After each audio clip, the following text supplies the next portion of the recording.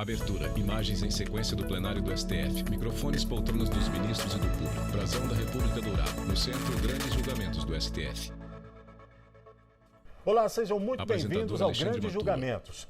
Este é mais um programa especial que vamos exibir este mês. Hoje vamos falar sobre 2 julgamentos envolvendo direitos dos trabalhadores, privados e públicos. No primeiro deles, a análise é sobre a estabilidade especial definida no artigo 19 do Ato das Disposições Constitucionais Transitórias, a DCT. Já no segundo bloco, o julgamento é sobre o teto constitucional de salários no serviço público. Você vai acompanhar agora os melhores momentos de um julgamento onde um funcionário da Fundação Padre Anchieta, dispensado sem justa causa, entrou na Justiça pedindo estabilidade especial. A Fundação recorreu ao Supremo Tribunal Federal. Veja só. O julgamento do recurso extraordinário 716-378 começou em 2014, com a relatoria do ministro Dias Toffoli, em sessão presidida pela ministra Carmen Lúcia. Vamos ouvir agora os amici curiae que falaram pelo Estado de São Paulo e pela Fundação Padre Anchieta. Se era uma fundação pública, Carlos Eduardo Caputo Bastos, e se ela, amicus embora curiae pela Fundação constituída sob Padre a forma Anchieta, privada, estivesse submetida à gestão 2014. pública, em primeiro lugar, a Justiça do Trabalho não seria competente. Porque aí, como entidade do Estado de São Paulo, a competência para processar e julgar os feitos seria de uma das varas da Fazenda Pública do Estado de São Paulo. Essas fundações só existem Thiago no âmbito Sombra, federal amicus especificamente curiae pelo por Estado de força São Paulo. dessa razão histórica associada ao regime remuneratório. E Outubro de concluiria 2014. novamente citando a ministra Carmen Lúcia, que na ADIM 191 deixou claramente consignado que permanecem nos diferentes quadros da administração pública não poucas fundações de direito privado, e a elas não se aplicava um regime jurídico de direito público, nem a seus servidores o regime jurídico administrativo. Vamos agora ao voto do relator, ministro Dias Toffoli, cuja tese foi vencedora.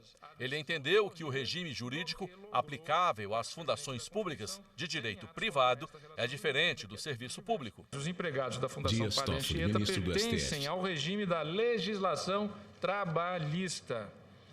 A estabilidade Outubro de especial do 2014. 19 da DCT não se harmoniza com os direitos e deveres previstos na legislação trabalhista. Após o voto do relator, a ministra Rosa Weber pediu vista e suspendeu o julgamento do recurso extraordinário. O julgamento foi retomado em 1º de agosto de 2019, com o voto da ministra, que abriu divergência e manteve o entendimento do TST para dar estabilidade ao empregado da Fundação Padre Anchieta. Não há dúvida de que o Rosa quadro Weber, pessoal ministra do STF. da Fundação Padre Anchieta está submetido à legislação Agosto de trabalhista. 2019. Né? O que eu afirmo, até porque admiti que ela se trata de uma fundação de direito privado. E sendo uma fundação de direito privado, difícil seria entender que o seu quadro pessoal estivesse submetido a um regime estatutário. É um regime seletista. Vamos ouvir agora o voto do ministro Edson Fachin, que acompanhou a divergência aberta pela ministra Rosa Weber. O exame que fiz, senhor presidente, vou Edson juntar Fachin, a ministro do declaração de STF. voto nesta direção,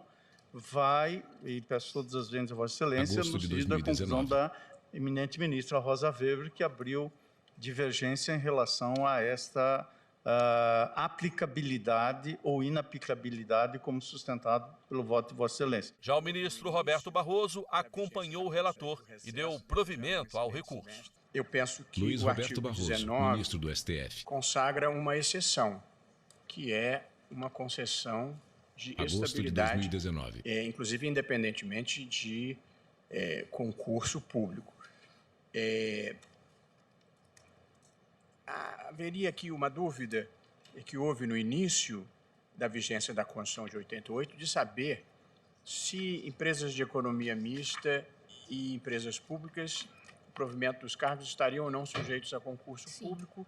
Em algum momento, o Supremo estabeleceu que estariam. O ministro Fux também entendeu que não há como conceder estabilidade própria de servidor público a empregado de regime privado, seletista. Não faz nenhum sentido. Ministro Luiz Fux, presidente do STF. Conferir ao servidor seletista a estabilidade do servidor estatutário, assim como este não tem direito à indenização compensatória, seguro-desemprego, fundo de garantia. São dois regimes, no meu modo de ver, completamente distintos, cada qual com a sua forma de proteger o trabalhador. Já a ministra Carmen Lúcia acompanhou a divergência e negou o recurso. Para ela, o tipo de atividade exercida não é o determinante, e sim o regime jurídico e a forma de manutenção. Essa situação de Carmen Lúcia, ministra do STF. Fundações da administração pública, que entregam para a administração pública, mas que tem essa conotação públicas, é dada basicamente pelo regime jurídico e pela forma de manutenção, muito mais do que pelas suas atividades, porque nenhuma dúvida que a atividade educacional, por exemplo, dá o tom ou regime de uma entidade da administração pública, casos típicos de saúde e educação, e neste caso aqui de radiodifusão e TV, mas que não altera o que se vai aplicar em termos da incidência sobre os servidores. O ministro Ricardo Lewandowski seguiu o entendimento de que a fundação foi criada e mantida pelo Estado. Por isso, acompanhou a divergência. Observo, senhor presidente, que na escritura pública de constituição da Fundação Padre Anchieta consta que o Estado foi representado pelo secretário de governo daquela unidade da federação, sendo que os seus atos constitutivos foram aprovados pelo governador do Estado, de acordo com o artigo 4º da Lei de Criação. A recorrente ela é gerida por uma diretoria executiva, sendo que o diretor-presidente e o diretor-vice-presidente são de livre escolha do governador do Estado de São Paulo, conforme consta do Estatuto. O patrimônio da entidade foi constituído por dotação com dinheiro do governo do Estado, na forma do artigo 5º da citada Lei 9.849, de 67. E, no caso de extinção, os seus bens reverterão ao patrimônio público na forma do artigo 10 da lei mencionada. O voto do ministro Gilmar Mendes foi rápido. Como vota o ministro Gilmar Mendes? Gilmar Mendes, ministro do STF. O ministro Celso de Mello também acompanhou o relator. As empresas públicas e as sociedades de economia mista, elas não estão abrangidas pela cláusula excepcional, sim, institutiva da estabilidade anômala ou extraordinária, fundada no artigo 19 do ADCT. E Vossa Excelência também destaca, isso consta da sua clara ementa, que o termo fundações públicas há de ser compreendido, segundo a jurisprudência do Supremo Tribunal Federal, como se referindo a entidades autárquicas, a entidades autárquicas de natureza fundacional. O julgamento contava até aquele momento com 5 votos a favor do recurso e 4 negando o provimento. Por se tratar de um tema de repercussão geral, embora não fosse necessária maioria absoluta, o presidente Dias Toffoli preferiu adiar a decisão para colher, na sessão seguinte, os votos dos ministros ausentes, justificadamente Alexandre de Moraes e Marco Aurélio. O julgamento foi retomado na sessão seguinte, em 7 de agosto de 2019. Na última sessão, após os votos dos ministros Rosa Weber, Edson Fachin, Carmen Lúcia e Ricardo Lewandowski, que negavam provimento ao recurso extraordinário, e dos votos dos ministros Luiz Roberto Barroso, Luiz Fux, Gilmar Mendes e Celso de Mello, que acompanhavam o relator dando provimento ao recurso, o julgamento foi adiado para colher em assentada, que agora se realiza, os votos remanescentes. Passo a palavra ao ministro Alexandre de Moraes, então, para o seu voto. O ministro Alexandre de Moraes seguiu o relator, fechando a corrente vencedora, por entender que a estabilidade prevista na Constituição Federal não alcança o empregado de fundação pública de direito privado. Esse tribunal, várias vezes, já confirmou sua visão hermenêutica restritiva ao assentar que a estabilidade especial não alcança os empregados de empresas públicas e sociedade de economia mista. A propósito, foram invalidadas pelo Supremo Tribunal Federal diversas normas de direito transitório de constituições estaduais que, dispondo sobre a mesma regra de estabilização do artigo 19 do ADCT, haviam estendido essa possibilidade para funcionários das referidas entidades de direito privado. Entendo que os funcionários da Fundação, em análise não gozam da restrita estabilidade prevista no aludido dispositivo constitucional, pois o benefício somente alcançou os servidores públicos civis da União, Estados, Distrito Federal, municípios, da administração direta, autarquia e fundações públicas de direito público, ou seja, excluindo os empregados das fundações de direito privado, as empresas públicas e sociedades de economia mista.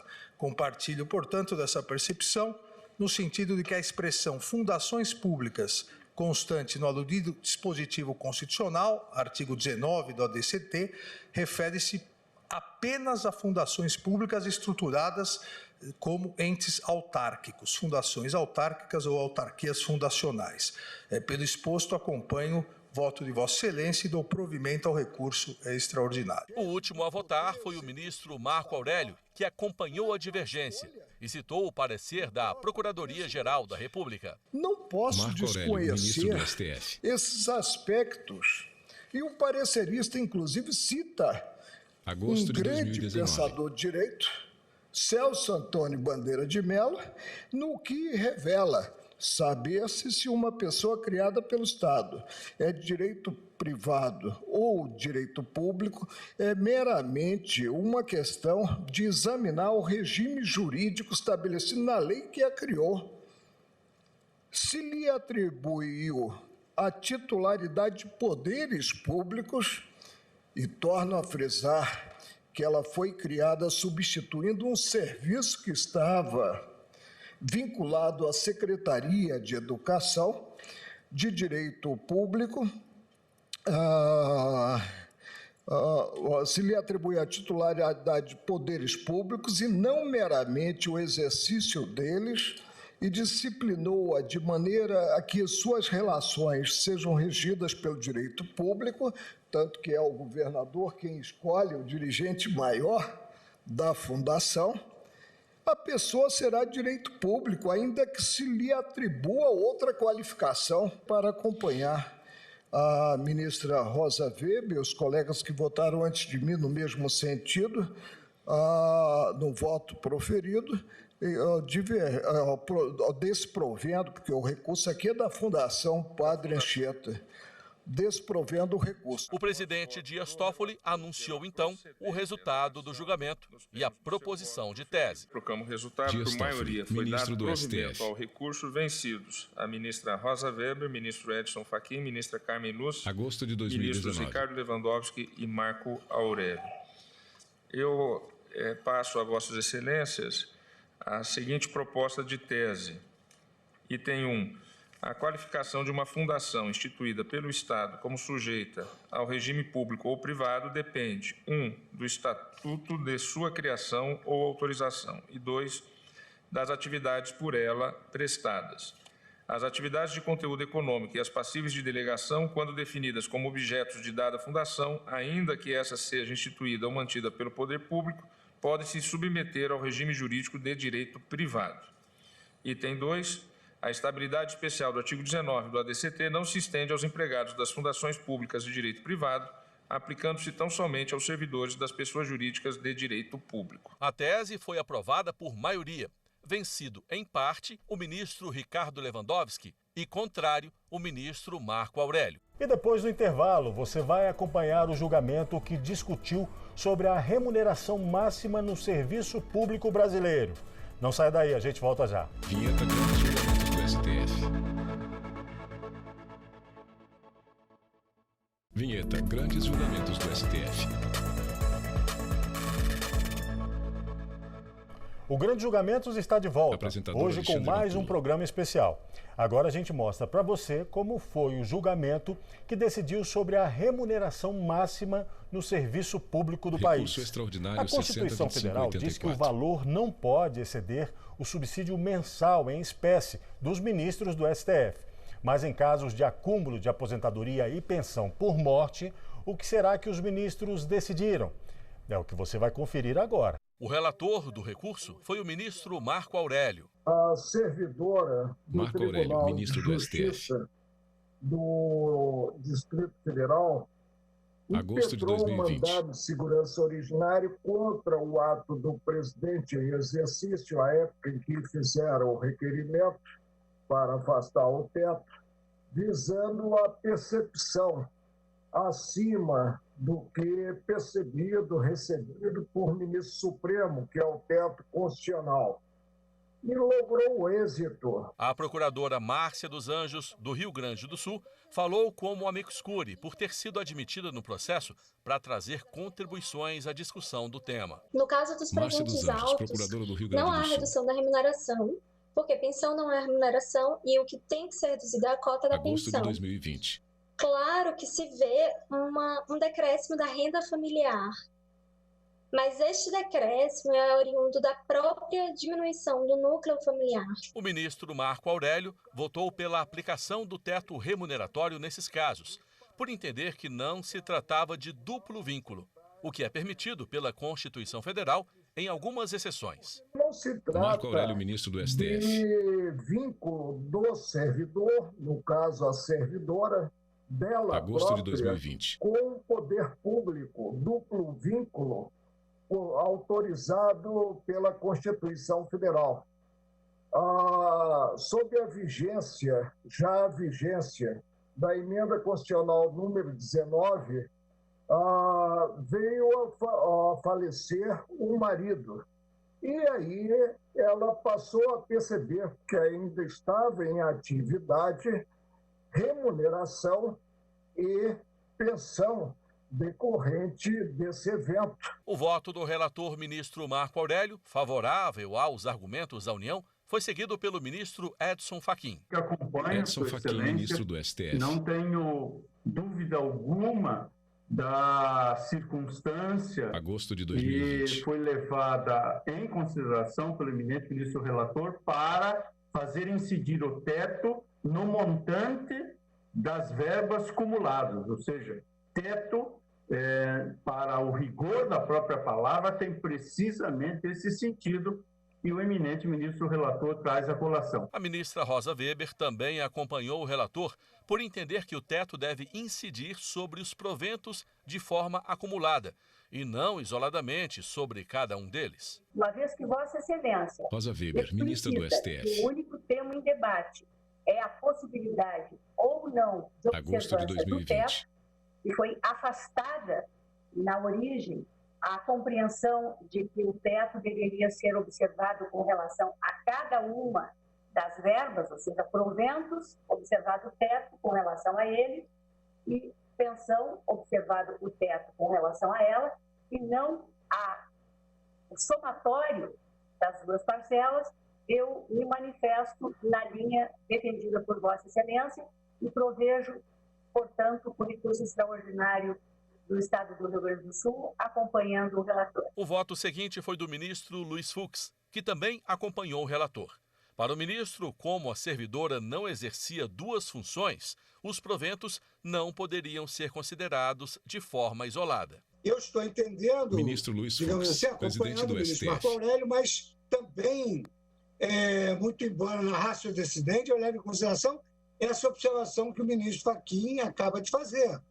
Porque se ela recebesse só pela aposentadoria, eu sei que não foi suscitado isso, ministro Marco Aurélio, só estou argumentando um tanto. Se ela se aposentasse e recebesse menos do que teto, e recebesse a pensão por morte do marido, que também ficaria abaixo do teto, não haveria problema nenhum. Então, o ministro Fachin está entendendo, a acumulação é possível, mas bate no teto. Eu acho que essa é a inteligência da nossa jurisprudência. Em seu voto, o ministro Roberto Barroso lembrou a situação econômica vivida pelo país. Para ele, a aplicação do teto constitucional é justificada. Também eu não teria qualquer dúvida da possibilidade de acumulação dessas duas verbas que têm origens diversas e fontes de custeio diversas. Porém, me parece, e aqui gostaria de fazer essa observação, me parece legítimo e razoável que, num ambiente de crise fiscal e de déficit crônico do sistema, que se faça essa opção. O ministro Roberto Barroso concluiu então seu voto, acompanhando o relator, mas ressaltou que se a situação do país fosse outra, seu voto poderia ser diferente. Num quadro fiscal e social brasileiro, em que esta pessoa já bata no teto, portanto estamos falando de quase R$40 mil brutos, eu considero uma política pública razoável se fixar este limite em razão da crise fiscal e social do país e do desequilíbrio do sistema previdenciário. E faço esse destaque, presidente, para enfatizar que o fato de haver uma crise fiscal não é o fator determinante de uma decisão, porque, como disse, não produziria o horror jurídico para evitar o horror econômico, mas considero razoável essa interpretação e acho que ela realiza melhor o interesse público, a meu ver, sem frustrar um direito fundamental por considerar que uma remuneração dentro do teto nas circunstâncias brasileiras é bastante razoável. Com essas considerações, eu estou acompanhando a conclusão do eminente relator. Vamos ao voto da ministra Carmen Lúcia, que também acompanhou o relator. Estou acompanhando, senhor presidente, Lúcia, o ministro relator, exatamente pelas razões que já foram aqui por ele expostas. Agosto de 2020. Cuidam-se de, enfatizou o ministro Fux, fatos geradores distintos, entretanto, a questão do teto está posta com outro fundamento, como muito bem explicitado pelo ministro Marco Aurélio. O ministro Ricardo Lewandowski acompanhou o relator por entender que a situação em debate não se confundia com outras, já analisadas pelo STF. Eu estou acompanhando integralmente Ricardo Lewandowski, ministro do STF. Relator. Com a ressalva que já foi feita não só por Sua Excelência, mas agora com mais detalhe pelo ministro Fux, no sentido de que esta situação não se confunde com aquelas já decididas pelo Supremo Tribunal Federal nos RS 602043 e 612975, ambos de relatoria do ministro Marco Aurélio, em que se assentou que nos casos em que a Constituição permite a acumulação de cargos, então não se aplica o teto em se considerando o somatório dos ganhos do agente público. Então são situações distintas e, neste sentido, fazendo esse distinguishing, senhor presidente, eu acompanho integralmente o relator. Para o ministro Gilmar Mendes, o teto constitucional gera muita discussão. Mas, no caso em debate, deve ser aplicado a soma dos valores recebidos. Considerando o debate que se coloca, a pensão mais agosto de 2020. Os vencimentos do exercício de atividade, e considerando também esse mix que alimenta a pensão, se nós tivéssemos, talvez, um modelo de pensão de caráter tipicamente previdenciário, como já disse o ministro Barroso, e obtido a partir da própria atividade, talvez nós nem pudéssemos cogitar de aplicação do teto. Mas em se tratando... Ministro bebe copo com água.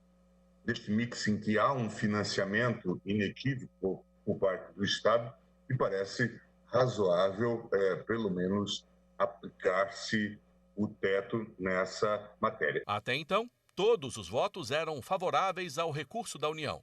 Mas o ministro Celso de Mello citou diversos precedentes da Corte e abriu divergência por entender que tratavam-se de direitos distintos, com fato gerador diferente. Dispositivos da Constituição Celso de Mello, só ministro do STF. permitem a compreensão de que todas as restrições referem-se sempre a uma única pessoa. Agosto de 2020. Remuneração, proventos e pensões decorrentes do exercício de cargo ou emprego por uma determinada pessoa estão submetidos ao teto constitucional. Por outro lado, quando se trata de recebimento de pensão por morte, que é a única situação em que a pessoa diferente do instituidor receberá seus benefícios, cumulativamente com remuneração ou com proventos de aposentadoria, verifica que a Constituição Federal não contém dispositivo que permite extravasar o entendimento da aplicação do teto, pois se trata de situações de servidores distintos que geraram direitos distintos. Tenho para mim que se impõe, consideradas tais razões, e com a vênia do eminente ministro relator e de todos os ilustres juízes que o acompanham, entendo que se impõe negar provimento ao presente recurso extraordinário interposto pela União Federal. Após a divergência aberta pelo decano, o ministro Ricardo Lewandowski mudou seu voto. Nós todos temos que ingressar no julgamento com o espírito aberto, com a mente aberta, pronta a acompanhar os debates e ficar sensível aos argumentos que nos pareçam juridicamente mais sólidos. E eu peço, então, a devida vênia ao eminente relator para acompanhar agora o voto do ilustre decano desta corte, o ministro Celso de Mello. Eu penso, inclusive, que esta solução, agora alvitrada pelo eminente decano, se mostra mais consentânea com aqueles julgamentos que o plenário proferiu nos REs 602043 e 612975, porque senão estaríamos fazendo uma distinção, a meu ver, data vênia, odiosa entre essas situações. Ou seja, entre aquela situação em que a Constituição permite a acumulação de cargos e esta outra, em que o decano bem ressaltou, que decorre de duas situações jurídicas absolutamente distintas, de fatos geradores diferentes, que devem, a meu ver, levar à compreensão que o teto deve se aplicar isoladamente a cada uma dessas situações. A divergência também foi acompanhada pelo ministro Dias Toffoli. Do acordo do TJDF, Dias Toffoli, destaco ministro do o seguinte item, abro aspas, não incide o teto constitucional sobre o montante da acumulação dos vencimentos e benefício de pensão. Trata-se de direitos distintos, constitucional e legalmente garantidos, tendo o primeiro como fato gerador o exercício de cargo público e o segundo a morte do segurado. Segurança que se concede quanto a este aspecto em particular, a fim de determinar a douta autoridade coatora que, para efeito de aplicação do teto remuneratório, considere o valor de cada parcela recebida pela impetrante individualmente. Fecho aspas. Ou seja, o acórdão recorrido garantiu à impetrante que ela tem direito, em razão de títulos distintos, de perceber a pensão e de também perceber os valores referidos à sua aposentadoria. E o teto incidirá, por serem títulos distintos, separadamente e não na somatória. É exatamente os termos do voto brilhantemente apresentado pelo ministro Celso de Mello, no sentido de negar provimento, pedindo vênia aos entendimentos contrários. Por 7-3, o STF decidiu pela incidência do teto constitucional no caso de recebimento de aposentadoria e pensão por morte por servidor público. Como é de repercussão geral, o tema servirá de parâmetro para julgamentos de casos semelhantes em outros tribunais. E assim a gente encerra o Grandes Julgamentos de hoje. Eu espero que você tenha gostado. Acompanhe a nossa programação também no site da TV Justiça ou no nosso canal no YouTube, TV Justiça Oficial. Até o próximo. Tchau. Créditos finais. Direção Betânia Vitor Pereira. Produção Caio Baltazar. Cabelo-montagem Eliane Neves. Figurino da Lívia. Apresentação Alexandre Mantu. Roteiro e edição de texto Luciano Chaves. Serigrafia Lúcio Rei. Assistência técnica José Nildo Júnior. Iluminação Luiz Moura e Ítalo Cândido. Operação de áudio do Manaus. Edição de voz produção da Irona Alencar. Videografismo Leonardo Veloso. Audiodescrição visual. Roteiro Caio Leão. Narração Paulinho Nascimento. Núcleo de programação Rosa Wazen. Núcleo técnico Fábio Guedes. Núcleo de produção de programas Flávia Soledade. Supervisão. Coordenadoria de Gestão da TV, Rádio Justiça, Secretaria de Comunicação Social, STF. Realização TV Justiça Essencial 2020.